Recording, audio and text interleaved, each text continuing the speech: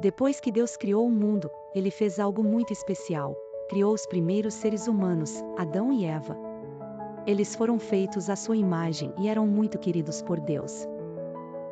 Para eles, ele preparou um lugar maravilhoso chamado Jardim do Éden. O Jardim do Éden era um lugar de beleza indescritível, repleto de flores coloridas, árvores frutíferas e riachos de água cristalina. O sol brilhava intensamente, e o céu era sempre azul.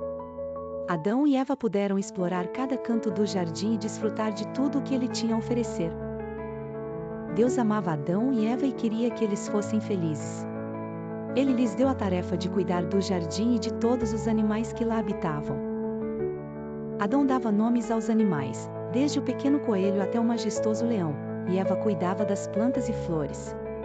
Eles vivem em harmonia com a natureza e com cada um, desfrutando da beleza ao seu redor e do amor que sentem um pelo outro.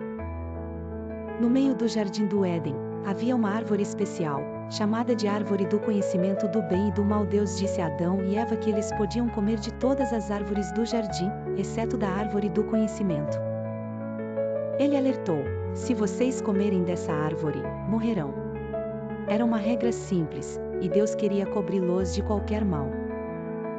Um dia, a serpente, que era muito astuta, se mudou de Eva e começou a conversar com ela.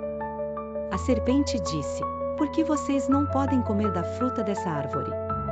Ela é deliciosa e fará com que vocês sejam como Deus, conhecendo o bem e o mal. Eva olhou para a árvore e viu que a fruta parecia linda e suculenta. Ela se deixou levar pela tentativa e, em um momento de fraqueza, pegou a fruta e comeu.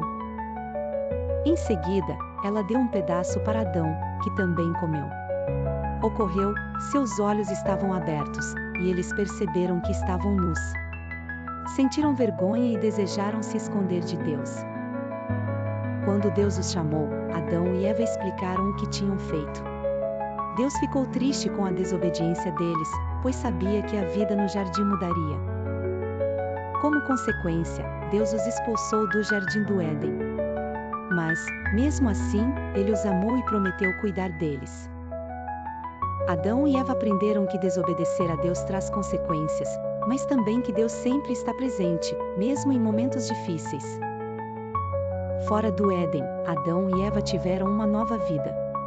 Eles aprenderam a trabalhar e a cultivar a terra, e logo tiveram filhos. Embora sentissem saudade do Jardim do Éden, eles sabiam que Deus sempre estaria com eles, guiando-os e cuidando deles.